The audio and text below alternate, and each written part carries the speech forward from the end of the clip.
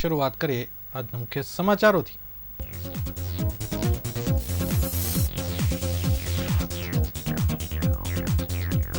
Dumas C phase 1 જનતા માટે ખુલ્લું મુકાયો। 166 કરોડના ખર્ચે વર્લ્ડ ક્લાસ લૂપ પ્રવાસન ક્ષેત્રનું નવું નજરાણું બનશે। ભેસ્તાનમાં યોજાઈ મોબાઈલ લોક અદાલત। વીજ બિલમાં 26 સ્ટેશનો સ્થળ પર જ નિકાલ।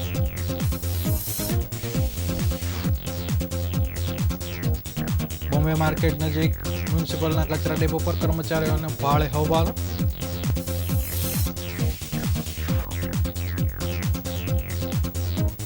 સુરત મેટ્રો પ્રોજેક્ટમાં ચોરી। ભેસાણ ડેપોમાંથી 31.68 લાખના કોપર કેબલની ચોરી।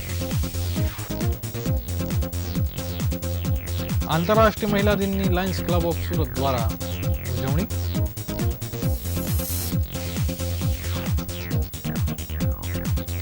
ભાટાનાની 14 વર્ષની સગીરા 1 મહિનાથી ગુમ। પોલીસની કામગીરી સામે પરિવારના ગંભીર આક્ષેપ।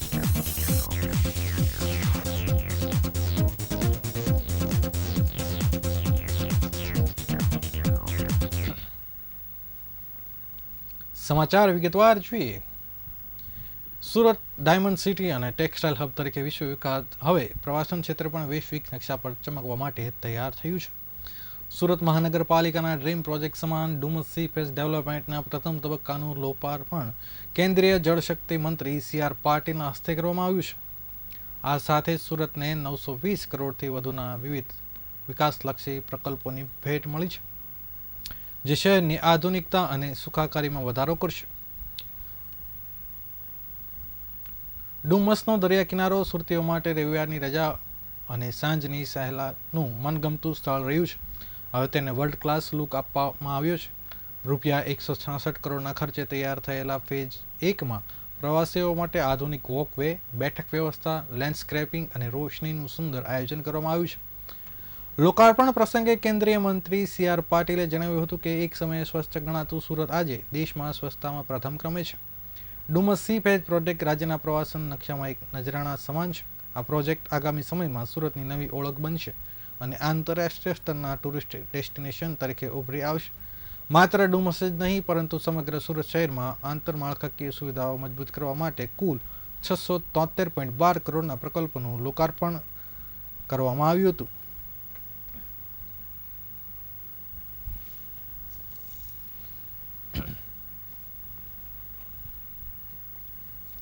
સુરતમાં નાગરિકોને કાનૂની વિવાદોમાંથી મુક્તિ અપાવવા માટે જિલ્લા કાનૂની સેવા સત્તામંડળ દ્વારા સતત પ્રયાસો કરવામાં આવી રહ્યા છે।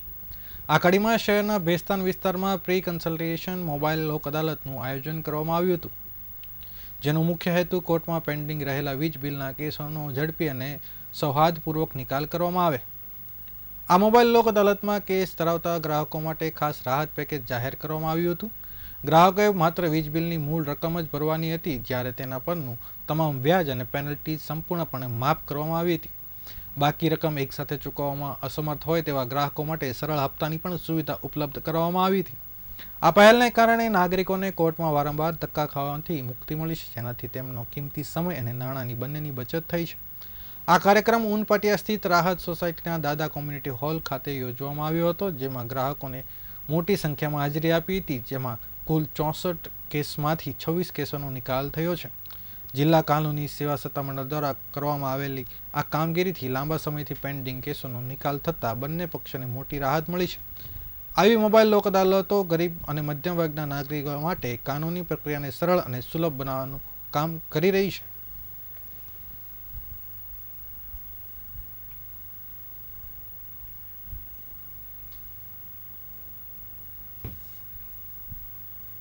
વિશાલ લંગાડિયા છે। હું લીગલ એડ ડિફેન્સ કાઉન્સિલ છું।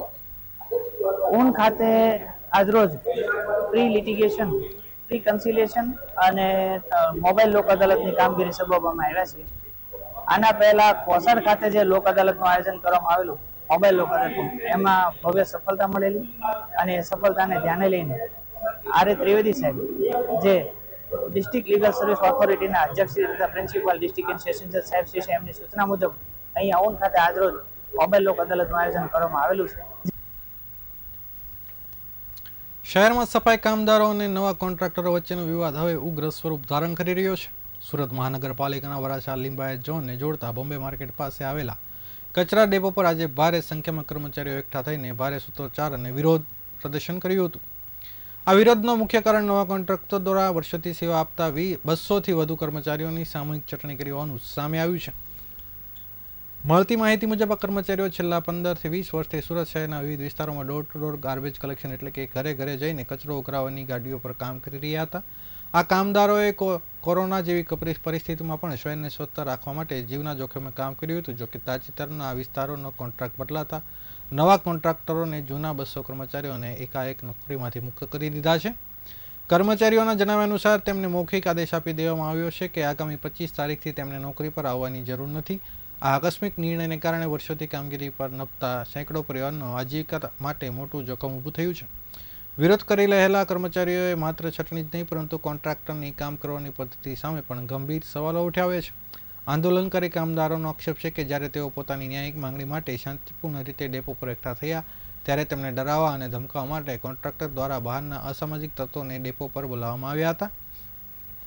કામદારોએ મીડિયા સમક્ષ આક્રોશ ઠાલવતા જણાવ્યું હતું કે અમે 15 વર્ષથી આ શહેરની ગંદકી સાફ કરીએ છીએ. આજે જ્યારે અમને ન્યાય જોઈએ છે ત્યારે અમારી સામે ગુંડાઓ ઉતારવામાં આવે છે. લોકશાહી ઢબે પ્રદર્શન કરવાનો અમારો અધિકાર છીનવી લેવામાં આવી રહ્યો છે.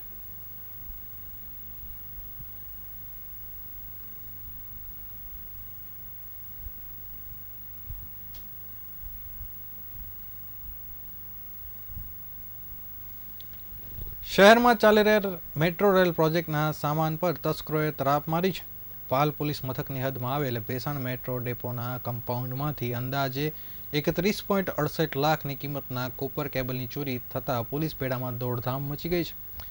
તસ્કરોએ અત્યંત ચાલાકીપૂર્વક સ્ટોરમાં રાખેલા કેબલના ડ્રમમાંથી વાયર કાપીને મોટી મત્તાની ચોરી કરી છે. ગાંધીનગરના કોબા હાઈવે પર રહેતા અને મેટ્રો પ્રોજેક્ટના ક્વોલિટી એન્જિનિયર સાગર સંદીપ કુમાર શાહે પાલ પોલીસ મથકમાં અંગે ફરિયાદ નોંધાવી છે કે સુરતના ભેસાણ મેટ્રો કમ્પાઉન્ડમાં મેટ્રોની કામગીરી માટે કોપર કેબલના કુલ 15 ડ્રમ રાખવામાં આવ્યા હતા. તસ્કરોએ કમ્પાઉન્ડમાં આવેલા ખુલ્લા શેડના સ્ટોરનો ગેરલાભ ઉઠાવી આટલી મોટી ચોરીને અંજામ આપ્યો છે. પોલીસે ફરિયાદ મુજબ આ ચોરીની ઘટના ગત તારીખ 28 ફેબ્રુઆરી 2026ના રોજ સાંજે 7 વાગ્યાથી 2 માર્ચ 2026 રોજ રાત્રે 8 વાગ્યા સમયગાળા દરમિયાન બની છે. હોળી ધૂળેટીના તહેવારોની રજાઓ અથવા કામગીરીના ઓછા ભારણનો ફાયદો ઉઠાવી તસ્કરોએ રેકી કરી આટલા ટૂંકા ગાળાનો લાખોનો મુદ્દામાલ ગાયબ કરી દીધો છે. ગત 2 માર્ચના રોજ સાંજે 6:30 વાગ્યા ફરિયાદી સાગરભાઈ પર તેમના સહકર્મી આદિલભાઈનો ફોન કરી આવ્યો હતો કે સિક્યુરિટી ગાર્ડનો ફોન આવ્યો છે અને તે કહે છે કે સ્ટોરમાં કોપર કેબલનો 2 ડ્રમ ખાલી દેખાઈ રહ્યા છે. માહિતી મળતા જ અધિકારીઓ તાત્કાલિક ઘટના સ્થળે દોડી આવ્યા હતા. તપાસ શરૂ કરી હતી. જ્યારે સ્ટોરની ઝીણવટભરી તપાસ કરવામાં આવી ત્યારે ચોંકાવનારી વિગતો સામે આવી હતી. સ્ટોરમાં રાખેલા કુલ 15 ડ્રમમાંથી 5 ડ્રમમાં તો કોપર કેબલ સાવ ગાયબ હતા. જ્યારે અન્ય ડ્રમો જોતા વધુ 2 ડ્રમમાંથી પણ કેબલ ચોરાયા હોવાનું જણાયું હતું. આમ કુલ 15માંથી 7 ડ્રમમાંથી તસ્કરો કેબલ કાપી લીધા હતા અને તેની ગણતરી કરતા લાખોની રકમની ચોરી સામે આવી હતી.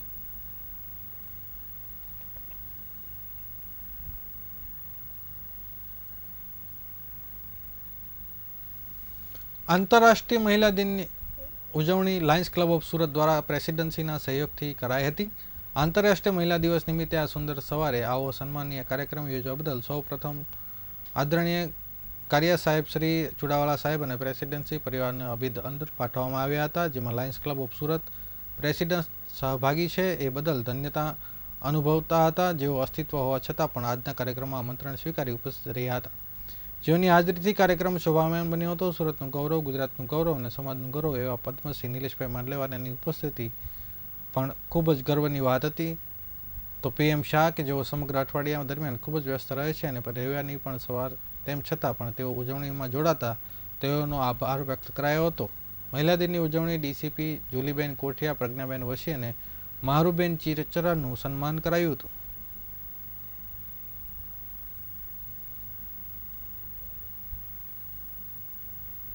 રોજ વિશ્વ મહિલા દિવસ નિમિત્તે 3 વિશિષ્ટ મહિલાઓનું સન્માનનો કાર્યક્રમ અમે યોજ્યો હતો, જેમાં Lions club of Surat presidency પણ સંયુક્ત ઉપક્રમે જોડાયેલી હતી. આ તબક્કે પદ્મશ્રી યશદીભાઈ કરંજીયા ઉપસ્થિત રહ્યા હતા અને મુખ્ય મહેમાન પદે પદ્મશ્રી નિલેશભાઈ માંડલેવાલા કે જેઓ ડોનેટ લાઈફના ચેરમેન છે તેઓ અને CA PM શાહ સાહેબ ઉપસ્થિત રહ્યા હતા. 3 વિવિધ કેટેગરીમાં પોતાની સિદ્ધિ પ્રાપ્ત કરનાર મહિલાઓનું આ સાથે ટ્રોફી, શાલ અને પ્રમાણપત્રથી સન્માન કરવામાં આવ્યું. આજે ઉપસ્થિત તમામ મહિલાઓને પણ પ્રેસિડેન્સી સ્કૂલ તરફથી એક સ્મૃતિ ભેટ અર્પણ કરવામાં આવી. શહેરના ભાટેના વિસ્તારમાં એક અત્યંત ચિંતાજનક ઘટના સામે આવી છે.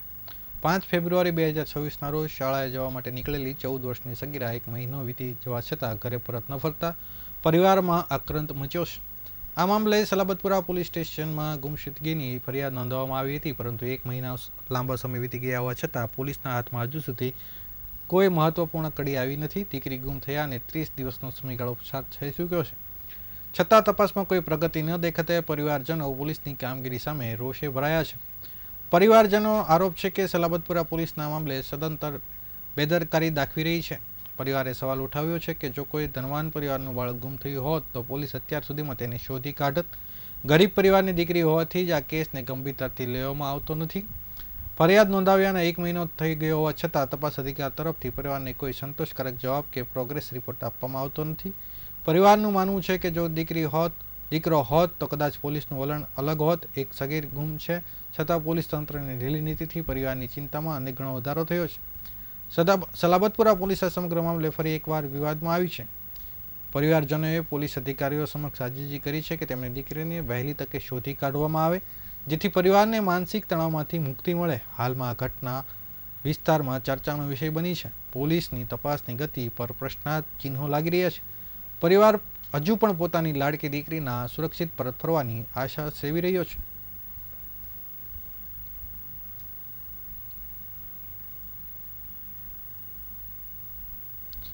સમતા સેવા ફેડરેશન સુરત શહેર ગુજરાત પ્રદેશ દ્વારા 8 માર્ચ આંતરરાષ્ટ્રીય મહિલા દિવસની ઉજવણી નિમિત્તે ડોક્ટર આંબેડકર ભવન રિંગ રોડ સુરત ખાતે મહિલા સન્માન સાંસ્કૃતિક કાર્યક્રમ તેમજ મહિલા જાગૃતિ કાનૂની શિબિર યોજાઈ હતી. સમતા સેવા ફેડરેશન સુરત શહેર ગુજરાત પ્રદેશ ભારતીય બૌદ્ધ સમાજ વિકાસ પરિષદ સમસ્ત આંબેડકર બૌદ્ધ સમાજ મહિલા સંગઠન ભારતીય બૌદ્ધ મહાસભાના નેજા હેઠળ આંતરરાષ્ટ્રીય મહિલા દિવસની ઉજવણી કાર્યક્રમ યોજાયો હતો. આ ભાગરૂપે ડોક્ટર બાબા સાહેબ આંબેડકર ભવનમાં દરવાજા રિંગ રોડ ખાતે ગુજરાત હાઈકોર્ટના એડવોકેટ સામાજિક કાર્યકર માન આશાબેન રાહુલ કોળીના અધ્યક્ષસ્થાને તેમજ મુખ્ય મહેમાન પદે સલામતપુરા પોલીસ સ્ટેશનના પીએસઆઈ એસ.આર. યાદવ અને ઉત્તરાણ માજી સરપંચ બૌદ્ધ સમાજ વરિષ્ઠ અગ્રણીઓ આપ્પા સાહેબ કાશીનાથ સિરસાટ હાજર રહ્યા હતા. આ પ્રસંગે બૌદ્ધ સમાજના અગ્રણીઓ આર.કે. સોનવણે, યુવા નેતા કુણાલભાઈ સોનવણે, યુવા ઉદ્યોજક રાજાભાઈ, ગૌતમ બૌદ્ધ સમાજ અગ્રણીઓ તથા મહિલા ઉપાસિકા સંઘ મોટી સંખ્યામાં ઉપસ્થિત રહ્યા હતા. આ પ્રસંગે સામાજિક, ધાર્મિક, શૈક્ષણિક ક્ષેત્રના નામના મેળવનાર મહિલાઓનું જાહેર સન્માન કર્યું હતું તેમજ કાનૂની જાગૃતિ શિબિરમાં કાયદાકીય માર્ગદર્શન અપાયું હતું. સાંસ્કૃતિક કાર્યક્રમમાં ભ્રૂણ હત્યા વ્યસન મુક્તિ નાટક રૂપે રજૂ કરી બેટીનું મહત્વ સમજાવાયું હતું. ભારત રત્ન ડોક્ટર બાબા સાહેબ આંબેડકર ભવનમાં માન દરવાજા સુરત ખાતે યોજાયેલ આંતરરાષ્ટ્રીય મહિલા દિવસ નિમિત્તે જરૂરિયાત મહિલાઓને સાડીઓનું વિતરણ પણ કરવામાં આવ્યું હતું. સમતા સેવા ફેડરેશનના ગુજરાતના પ્રદેશ અધ્યક્ષ, આયોજક, સામાજિક કાર્યકર અને આશાતાઈ મંગલે અને તેમની ટીમે કાર્યક્રમના સફળ બનાવવા માટે જહેમત ઉઠાવી હતી.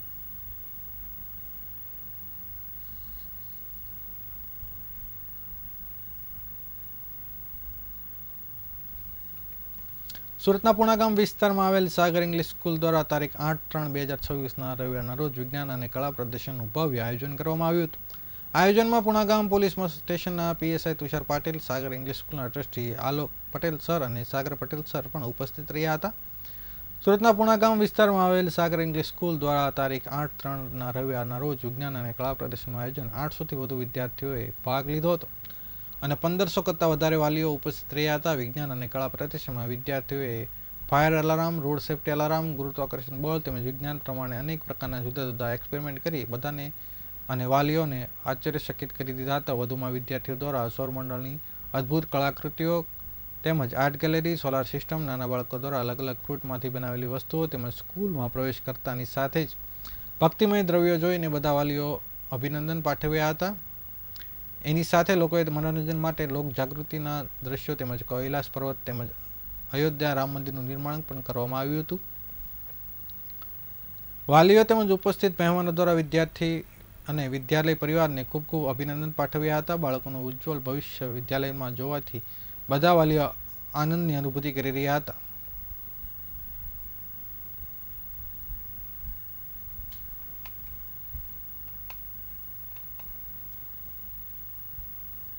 कोटपाटे रोड में स्थित सागर इंग्लिश स्कूल में साइंस आर्ट एंड क्राफ्ट का एग्जीबिशन का कार्यक्रम रखा गया है। इस कार्यक्रम में 700 से अधिक बच्चों ने पार्टिसिपेट किया, जिसमें बेस्ट आउट ऑफ बेस्ट बच्चों ने बनाया।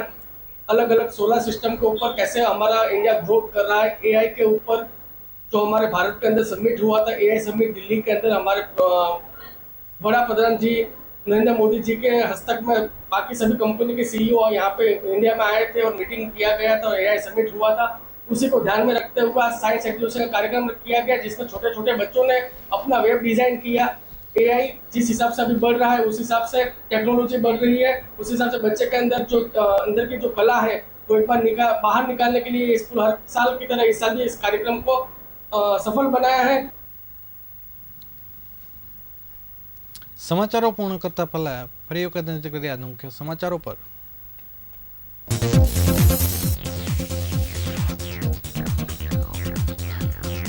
ડુમસી ફેઝ 1 જનતા માટે ખુલ્લું મુકાયો।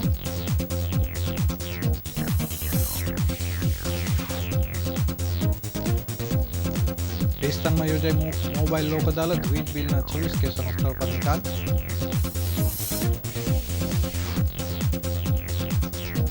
બોમ્બે માર્કેટ પાસેના મ્યુનિસિપલ કચરા ડેપો પર 200થી વધુ કામદારોને છૂટા કરાતા હોબાળો।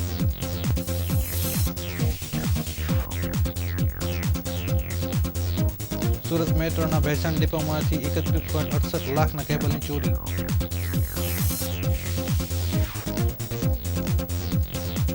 આંતરરાષ્ટ્રીય મહિલા દિનની લાયન્સ ક્લબ ઓફ સુરત દ્વારા ઉજવણી કરાઈ।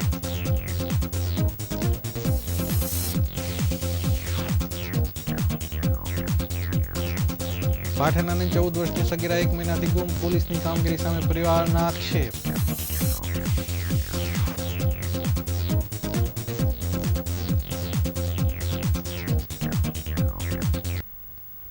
આ હતા અત્યાર સુધીના રિયલ સમાચાર। નવા સમાચારો સાથે ફરીથી મળીશું, ત્યાં સુધી રજા આપશો। નમસ્કાર।